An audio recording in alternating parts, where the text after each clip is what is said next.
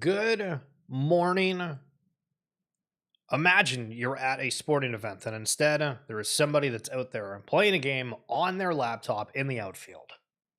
Now, I have to give the benefit of the doubt. They're probably at work or some kind of stuff and obviously respect the grind. But hell yeah, people like being online. And when we talk about people like being online, well, one of the reasons maybe is that they don't want to have the dangers of going on a roller coaster that's called Leviathan and then getting stuck on it.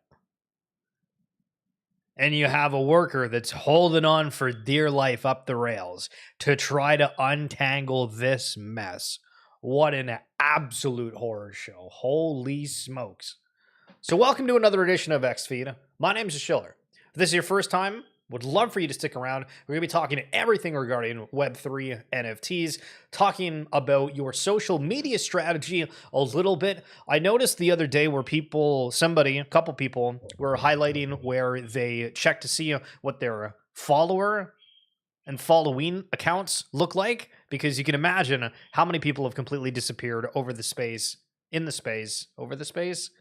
It's like overflesh, not in flesh, something like that. Rings a power quote. Anyway, point being is we're going to actually go through that a little bit later. I paid for the 1 month subscription so you can see what it's like and see if it's useful for you. And we'll just have some fun with it. So Proof of Play.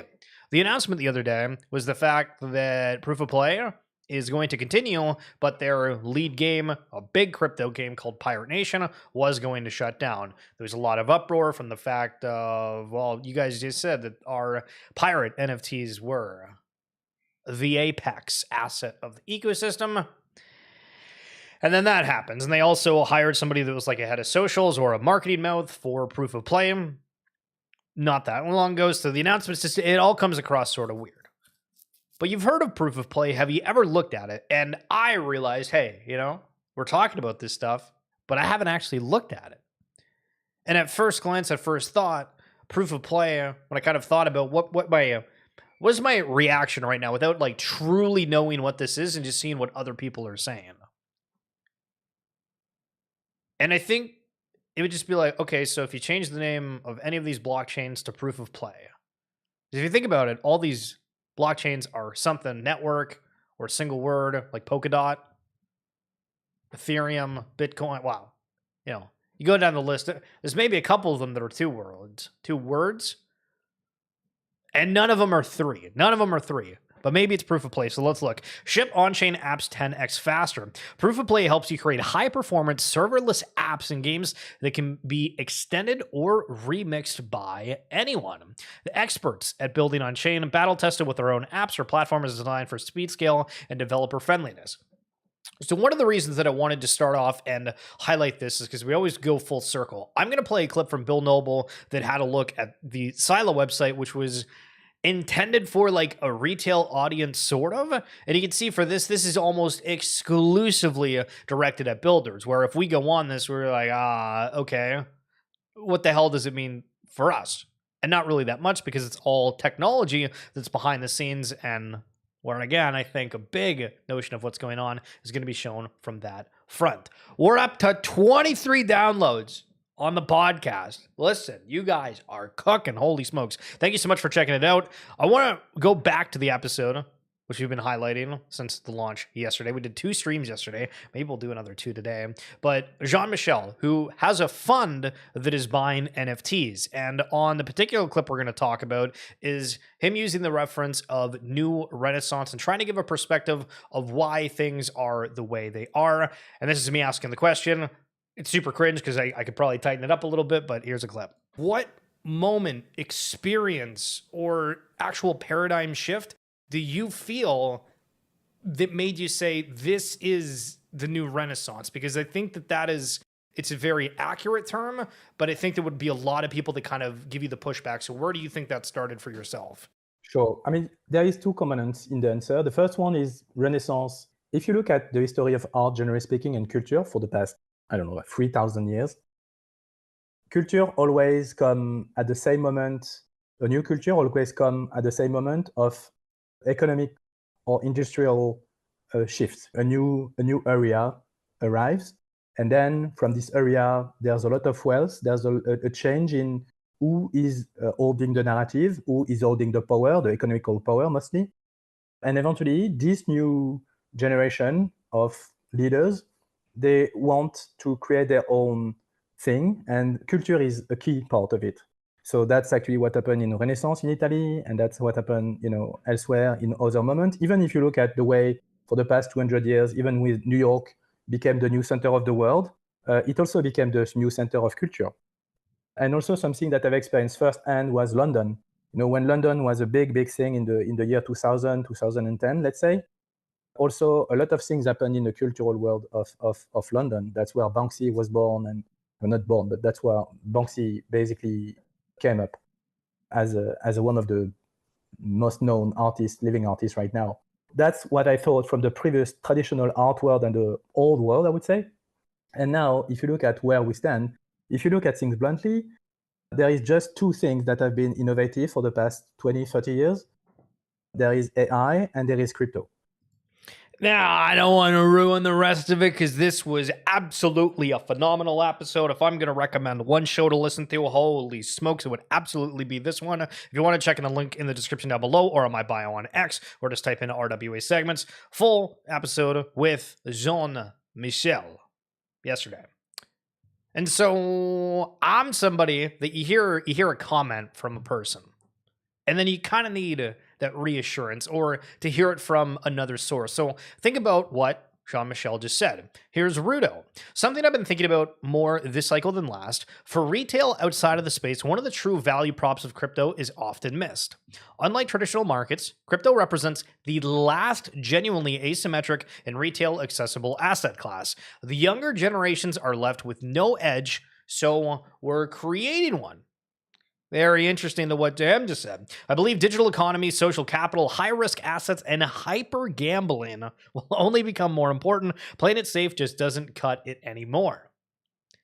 Interesting the perspectives, and that's why we're naming the stream today about changing mindset, because you're going to be able to see a whole bunch of different perspectives, and then the fun thing about life is you get to make your own opinion on it. So yesterday, from the Sylo faithful out here, we've been uploading different videos about it, and you got to be paying attention because there's all these clips here and there, but there was a breakdown from Marco, who's the big tech guy around everything Futureverse, talking about Sylo. Able to run your own node in the same fashion as on the root network. And this is something right now I should preface, where to be able to stake or do something, you have to have a secret, but you're not actually owning a node on the network. Down the line, it sounds like that's going to be something, but just think of nodes like the Gala node or any kind of node where you buy and then it has some sort of token network yield. Yeah, I guess that's the right way of phrasing it. You're asking a very good questions. The dream and the vision was always to make the Sylo network really open and in the same way as something like the Rudo network. So yes, the goal would be to get to that point. How fast we get there or how close we are, I cannot say. But the vision would be that. The dream, actually, it's really that. It's really to make the Sylo to include the Sylo in that way. But also the Sylo itself as a token is going to be, and is already, but it's going to be even more important as soon as we are starting onboarding more and more into and having more projects that are able to leverage the power of the Sylo protocols, which are powered by Sylo, by the Sylo token itself. Again, that is probably goes beyond my own piece of the work. My work was to really design and implement the. And then he goes on about how it's a lot of work and it's really, really hard. Now, on getting that clip, you still have sort of a problem of understanding what it is. Back to the proof of play reference that we made a second ago. And when you look at the proof of play website, again, it was made entirely technical, where yesterday I was on, I'm not on Bill Noble's stream, but I've talked about him a lot. He's somebody that I've literally watched every single video that he's done in the past several years, and he gives different takes on the market, talking about news very similar to this, and I would say, a big influence sort of on what we're trying to do here, but he's like a guy that used to work at Goldman Sachs, huge technical analysis over a bunch of different tokens. He does alpha groups, all that kind of stuff, helping people just understand the markets, and it's great. But we got on a topic on his stream, I think he was having a couple of brewskis, hell yeah, but he was reading with the chat and people were talking about altcoins and mentioning a different one. And I mentioned Sylo in there, and he was gracious enough to take a peek at what it looked like. Now, there was a few things that kind of stood out to me, and back to the proof of play thing we highlighted at the beginning of the stream, is that, okay, the website looks kind of cool. People don't understand what the hell they're talking about when you check out the bio. But he had a very interesting reaction when he realized that this was something that was involving the metaverse. I didn't get to Sylo yesterday, so let's get to it today. Sylo, 3 million market cap. Wow, smoking. What does it do? This is the new game, by the way. Like, you see some coins smoke higher.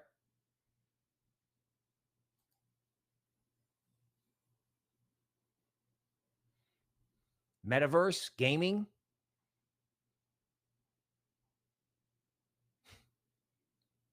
Well, me and Toby have a joke on the stream that if we don't know what it is, it must be good. If we can't, if the old people can't figure it out, unlocking data for the open metaverse. Huh. You mean the metaverse? You mean the giant dystopia that everyone builds when Skynet comes online? When was the last time you heard anything about the metaverse in crypto? Not one word. Not one word. I saw Gala Gaming, I believe, was on the buy list for the Patreon report. Not one word.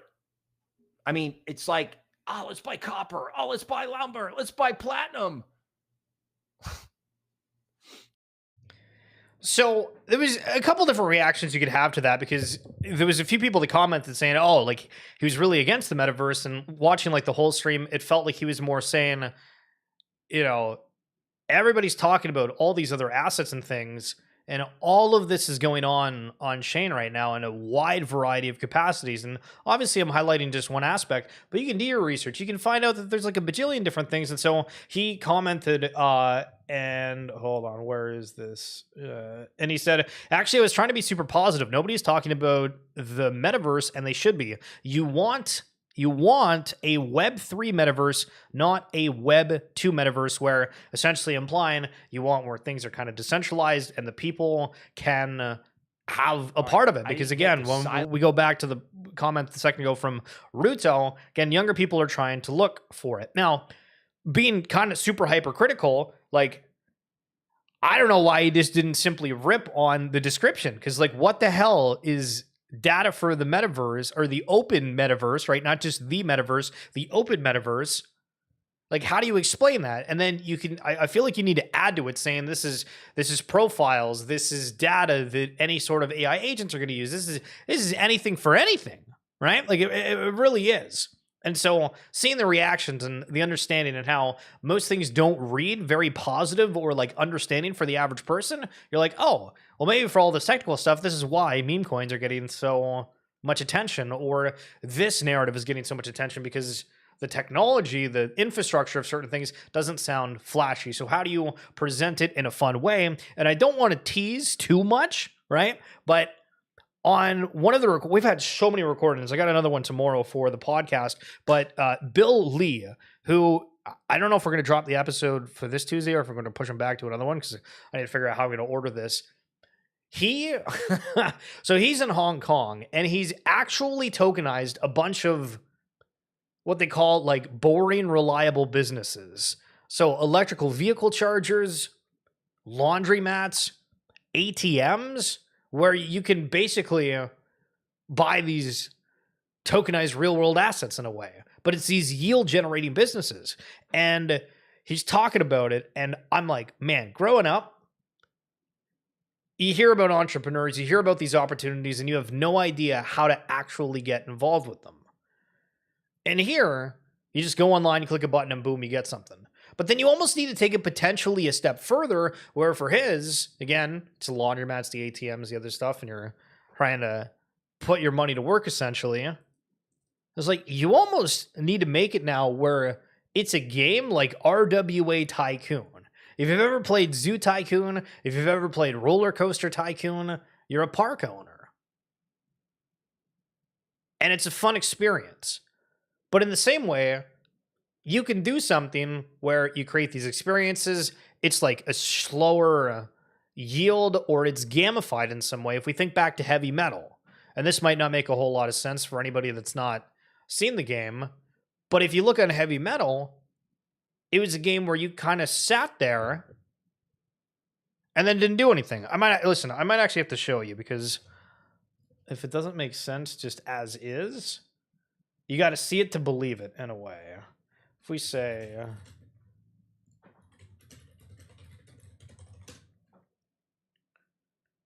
okay, so I have this old short, and I titled it "Earn Money Playing This Game in 2023." So when we talk about gamified, think of it from this perspective.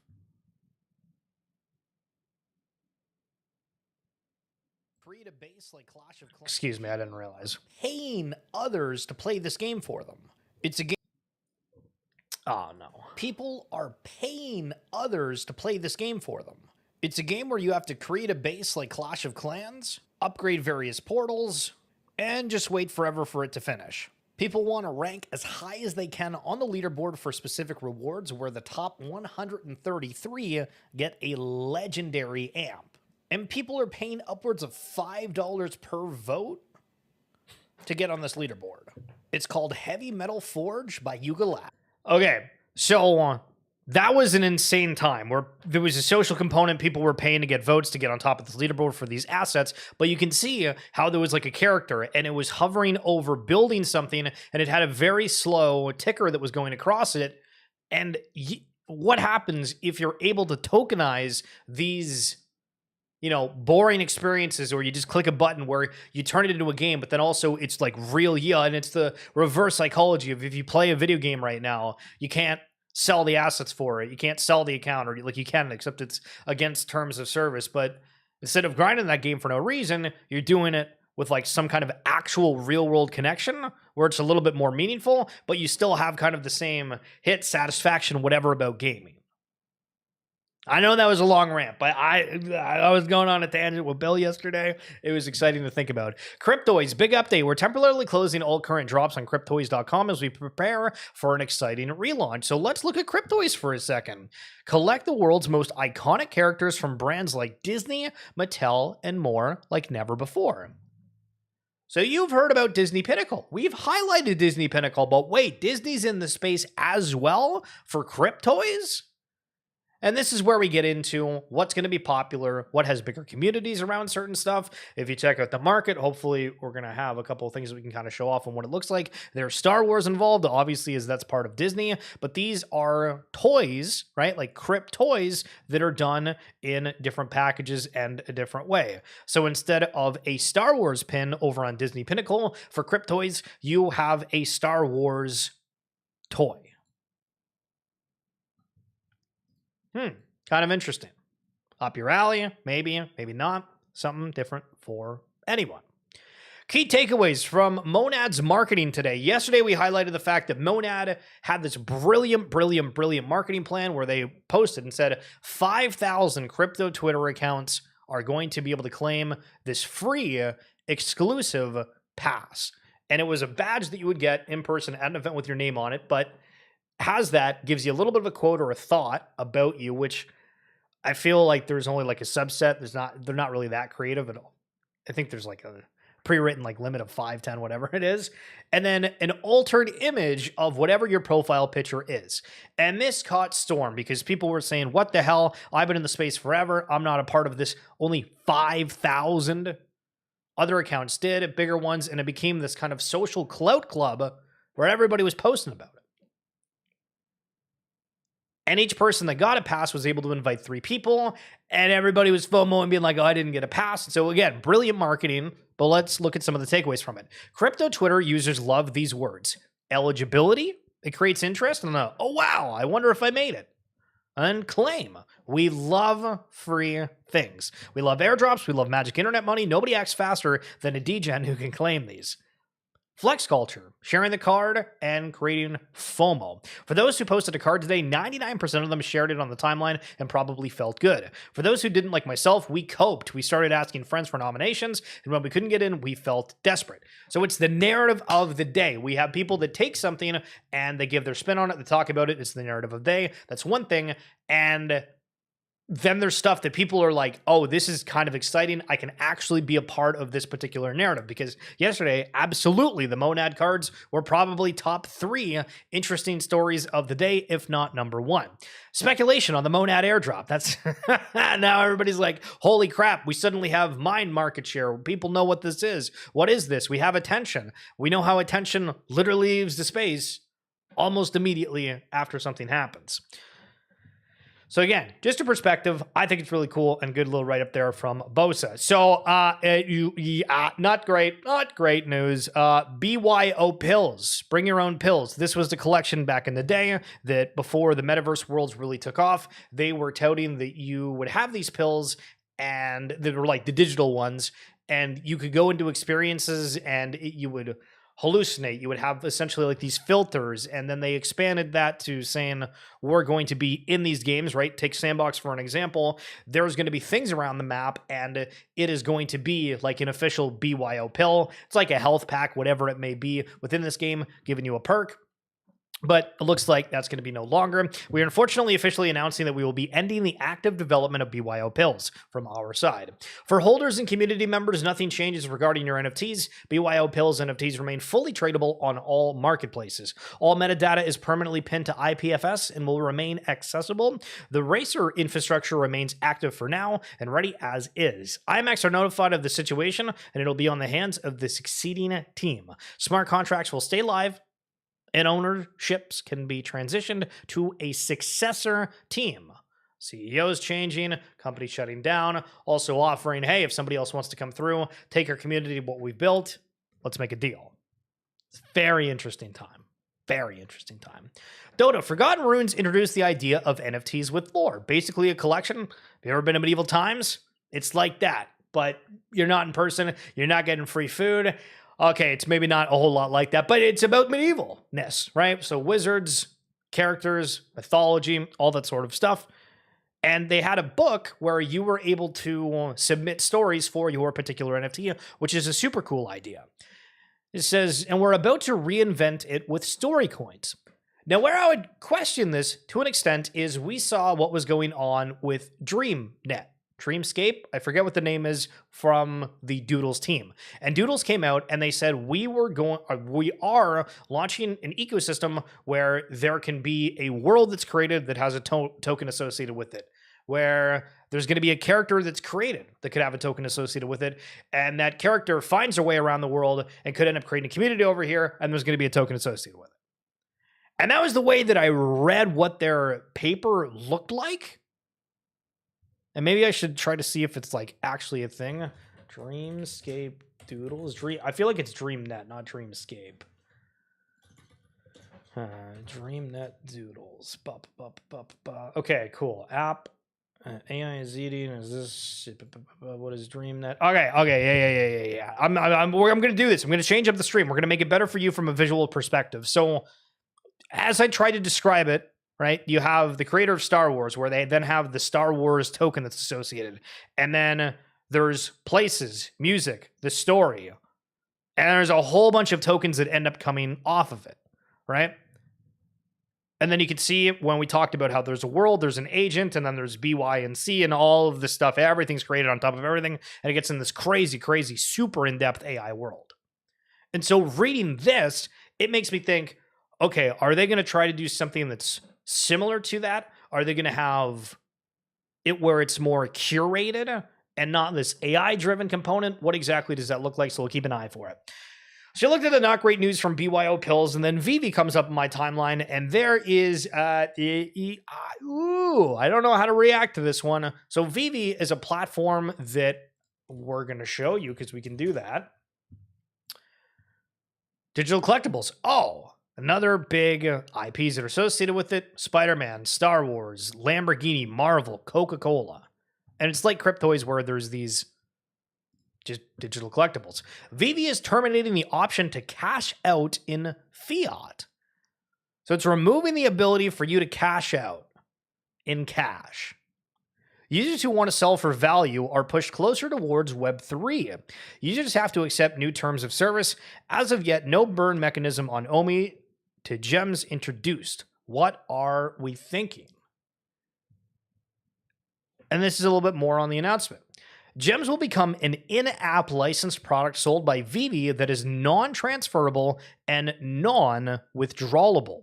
Similar to the in-app currencies of other digital platforms like Roblox, Twitch, or Discord, the legal arrangements that underpin the current gem structure will end, and the new Vivi terms of service and terms of payment will take effect. Any gems in your Vivi account will automatically be converted into non-transferable and non-withdrawable gems on a one-for-one gem basis.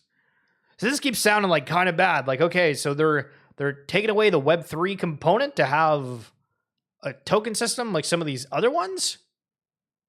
And then beginning November 19th, OMI gets more utility. OMI to gem is coming. Unlock even more flexibility and choice for growing your collection on Vivi. I'm still trying to like understand what this is because it feels like we're getting mixed signals of somebody just said that users are getting pushed to Web3, but they're saying that the gems and whatnot are non-transferable. What the hell's going on? So part of the utilities for the OMI token that's associated with this, OMI to gem rollout, where I guess you can use this token to then buy the gems for the in-game currency. You get exclusive primary market drops, physical purchases using OMI at NYCC, physical product offerings for OMI. Okay. Again, I'm still sort of lost on how this is pushing people to Web3, except for just saying we're not able to, like, is the cash out still available within OMI? We need more of an explanation. So if you're ever reacting to these things, and if you're a community member of any sort, and there's big news that happens, realize people are out there to learn from you. And this is why I'm trying to champion the little guy, trying to champion the fact of you going out there and talking and educating, because this is supposed to be fun. It's the idea is that you're getting involved, helping people see something, because you are going to be obsessed with one particular thing in the space that other people aren't going to be obsessed with in the same fashion, but they're curious and they want to know from you. And you got to be social about it. It's great. Half of you are bull posting and half of you are bear posting. Someone just tell me what to do. The amount of angst, the amount of flip-flopping on the timeline is unbelievable. But let's try to settle into some nerves just a little bit from Ravi Ferguson. The new SEC has made such a startling change in direction that the markets can't handle it. On Friday, we got more details about Project Crypto, potentially the most bullish government initiative we've ever seen. I keep saying that. I keep thinking this whole Project Crypto thing, way bigger than anybody's giving credit. No response. Meanwhile, I've had multiple conversations on Wall Street where big corporates have cited this is the opening they've been waiting for. Nice. The lag in expectations here is insane. Crypto natives are going to be surprised when the laws get signed and the institutions join Web3 like they told us they would. And we've seen multiple big entities jump in the space already. And now some of these other ones that have been against the industry or very hesitant, it's like, okay, if we can play, let us play. Yo, winners and losers. Winners and losers. In life, it comes down to two different types of people. You got winners and you got quitters. And I feel like that's as simple as it is. You either keep pushing through all the adversity until you win, until you're great at something, or you give up before you get there. I think there's really only two. And yo, not bad. Yo, listen, a little bit of motivation. You know what? We're not quitting. We're going through. We're excited. What a day. True. The funniest archived DMs from celebrities you'd never expect asking for free NFTs in 21-22. People really have lots of money and no shame. So I can relate it to why I'm saying, yo, talk out there. Put yourself out there in any sort of capacity. I've had celebrities before that are within like niche industries of like streaming, gaming. I haven't really talked about a whole lot, but maybe it's just like they came across me specifically from wanting to consume content about something that I was covering before in the craze of the 2021 NFT marketplace. And, you know, Betty's like a founder of a relatively big collection. She's mentioning, hey, you know, there's just this sort of thing where these are worth a lot of money, and we have a whole bunch of them in the treasury, and people are like, we know that, and so hey, we're a big name. Can we get in on this and try to get excitement around your collection, where we take one of your NFTs and then sell it for multiple thousands of dollars? Yeah, that was a thing. But that's a certain type of people. The people that I talked to that were in the celebrity echelon were not asking for any free handouts. They were simply saying, yo, teach us a bit about this. We've watched the industry. What's this and that? And you would be shocked at how many people just like genuinely want to know. And I've made the comments before about, I never really cared about finance for a very long time. And then you come into the crypto space and I was like, man, I'm passionate about this. How the hell can I consume every piece of content about it? How do I get involved? And like inherently, finance is a huge part of crypto, right? And so you learn all these things in and out. Yo, Raymond, what's going on? How are we doing? Good morning. Good morning. If you guys are here live as well, thank you so much for tuning in. Any shares, likes, comments on the stream, very much appreciated. Hope you're enjoying this. If you're joining a little bit late as well, don't forget to check out the beginning of the show because we've gone through a whole bunch already and we're 30 minutes in. Oh my God, I didn't realize how long the stream was going to be, but hell yeah. ApeChain just hit its highest daily transaction volume since launch. 825,000 in a single day. ApeChain's hub, Wheel of Fate, has everyone minting hundreds of multi-balls chasing prizes and that Bored Ape Yacht Club. Some call this kind of transaction farming a fugazi. Others say volume attracts builders. What's your take? In my opinion, it can't hurt. ApeChain on. So let's go back to the proof of play and the Pirate Nation. If Pirate Nation was able to be that much of an impact for proof of play, they wouldn't have shut it down. It also only takes one app to really make something gain attention, traction, whatever it may be. And so there's a lot of takes about this. And again, it is what it is. But people are going into these raises saying, how can we look like we have more transaction volume? How can we get more TVL? None of these metrics are bad unless it's completely fake, right? But this is where some of the different perspectives start showing up. So Nova here saying, Wheel of Fate is a transaction farm disguised as a raffle. Mint balls, burn your losing tickets, repeat until your sanity is gone. Worst part, we've onboarded basically 0 new users yet. We're celebrating, look at all these transactions. What are we even doing here? Now to caveat this, what have we been repeatedly saying? People that are maxis and love what they love are not going to randomly just jump into something else. You need this to happen. I don't think it matters if you're getting new users. You just need your power users to triple down. You're going to have a couple people that come on through eventually, right? Because everybody gets into the space, has a friend that's in this, turns into kind of an open mind where they're on that side of the fence, sitting on the fence, and then, leaning more to what the opposite side of the fence that they weren't originally on. Right? People are going to change. But everybody's going to stick with what they're into. So growth is a very kind of interesting topic. We keep saying that people are not going to leave this space. Can I use this as an example? Route 2FI. I thought I'd quit after the cycle, but I'm pretty sure I won't. I'm already spending over 12 hours a day on this, and it's hard to imagine just stopping cold. It's what I'm good at, even though I'm nowhere near as skilled as some of the OG traders and DeFi degens on crypto Twitter. The thing is, as long as I enjoy it, keep getting better, and make some money, why not stick around? And that's where I think the big perspective on things is going to happen. So, Fedica, are we here to get chili dogs at ApeFest? I'm thinking yes. Hell yeah, Raymond. So, Fedica. This is a social media platform that apparently people use to be able to tell and look through who they're following. Because if you've ever gone on X and tried to go through your following list or clean it up, and you keep scrolling and you keep scrolling and you say to yourself, I'm dedicated. I will scroll through all 1,000 plus of whoever I'm following to check it out and remove people that are inactive. Yeah, it just simply doesn't do that. It just like breaks, so you're able to get to like, I don't know, maybe 400 down, and then it just completely breaks. So I seen a couple people that were like, yo, we've used this, so I thought, hey, let's go check this out. and it shows the first day. We can end up posting with the calendar. Apparently, the best time. Check out this. So maybe we'll set reminders. Okay, the best time to post is today at 4 p.m. Noted. Engagement in the past week, I did 75 posts. Was any of it really that interesting? I don't know. Maybe engagement 689 with the 9.19 rate. Which I don't know. I guess like out of 100. I don't know if that's good or bad. Community building 5.4 thousand accounts you follow. 3,950 of them follow me. And then of those accounts that I follow, 1,461 of them don't.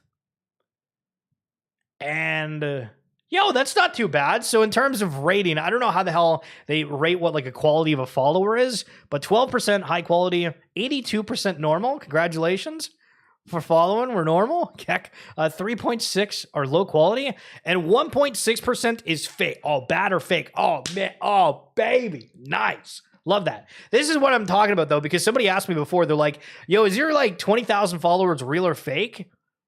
And I remember going through at a time, and you guys will probably experience it too, where whether it's crypto bots or just like bot accounts that have nothing to do with crypto, they follow you in mass in like a single day. And like if you check out my analytics chart, one day I just like, boom, out of nowhere. And all of it is saying like hashtag content creator partnered with this exchange. I have 150,000 followers while I follow like 90 people, and I have some massively expensive profile photo.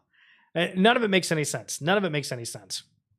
So if we check out I don't even know what to do. So we sort followers. What does the filter look like?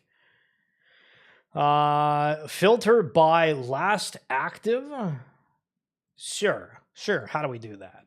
So John Cena. This is another one which is funny because you'll see people that highlight, oh my God, I just got a follower from somebody in particular. And John Cena, he follows like 1 million people. So then you're like, that's kind of crappy. It doesn't look as cool. But you're able to go and see here, and this is like my first time looking at this, and I don't even know like how do we look and see like what like filter Gamifying through. So show history, sort by here we go. They followed number of posts.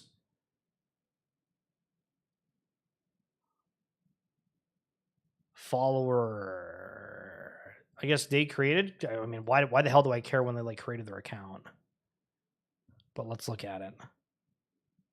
So there's nobody that's like anybody of note here, and just like random accounts made from years ago with 2 followers, 12 followers. And I guess these are people that are following me. You can just tell like all of it's kind of guarded. Find HeavySugar. How do I do that? Like, I don't know how to do that. This is my first time looking at it. Sort followers. If we just click on that, is there a way to do it? Followers archive. That's kind of freaky. So you can go from, that's so weird. You can look and see where people are from. So China, there's 64. Kazakhstan, there's 12. 40 from Russia. Australia, there's 987. From Brazil, 114. Argentina, 80. From Chile, we got 3. That's so cool. Holy. All right. How analyze anyone? Analyze an account? Oh, see, I feel like I'd have to like log into your account to see what it looks like. I don't know. Account timeline. Analyze any account's timeline. Oh, wait, is this it? Hold on. Oh, username. Is it? Yeah, you're just saying it's HeavySugar? Followers plus engagement? Sure. So you got 6,000 posts, quota available, balance. Oh, so this is like a sort of thing where I guess you pay. Yo, HeavySugar, do we pay to find out what the analysis says? I don't know what the hell 10,000 is. I'm assuming that's not $10,000. I'm assuming they have like some kind. So for anybody that's not used like AI tools right now, the big thing is you essentially buy like a monthly package of sorts, and then for video, it'll give you X amount of credits, and then each credit is classified as a minute. So if you see my shorts video and I put it within this AI program, it would say, okay, so this short is like a minute 30. And so it's going to cost you 2 credits out of your 800, 8,000, whatever plan you use. And some of the plans are like expensive, like really expensive. So we'll see. All right, HeavySugar, this one's for you, baby. Yo, what do we got? What are we hooking? We're in progress. We're at 22% up to 50%. Not looking too bad. We're looking for last bidders here on the 20th of August. We're at 50% still. Waiting. Big time for HeavySugar. What are we going to see? We're going to see audience quality at 100.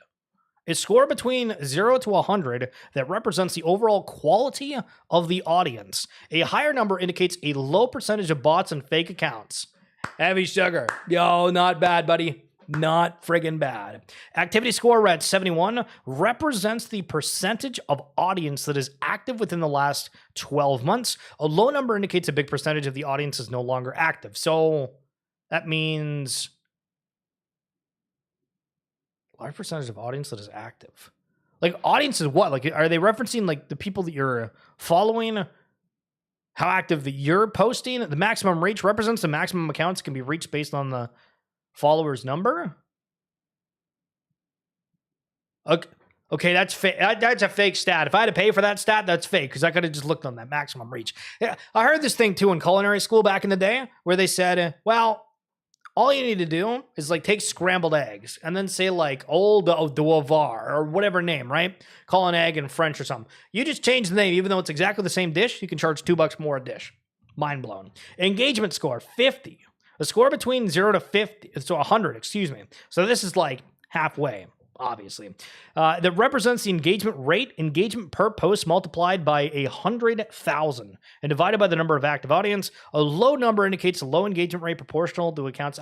Listen, 50-50 on the engagement rate. Oh, not bad. Engagement rate at 1.2. The average number of engagements per post. And listen, who the hell cares how much to get engagement? Put it out there, post it for you, bookmark stuff, go back down, and like your own posts. True. HeavySugar talks about crime season.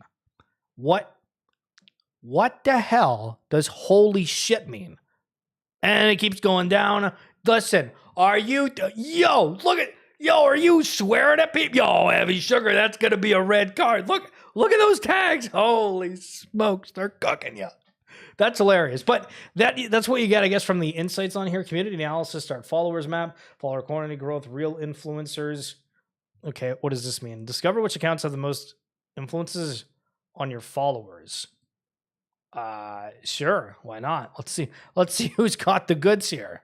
The 0%. Engagement, best time to post, trends by city, publishing, post calendars, pipelines, hour media. I haven't really messed around with these tools, to be honest. You're good. Unfollows recent top brand, demographics. I don't know if I want to like click away from this. I don't know if this is like a website where if you look away, it's not all that great. Follower quality, sort followers. Okay, we're just going to hope that works. So if we filter by date followed you, then followed, search from search explorer as profile picture, list, word, location, last active. So if we click that, these are the people that were very active. Like, but can we sort by last activity? Oh, we can pick like an actual time. So let's say that they haven't been active since 21. Sure. Oh, wait, no, I need to do this one, don't I? Last activity before, I don't know, maybe we'll do 23.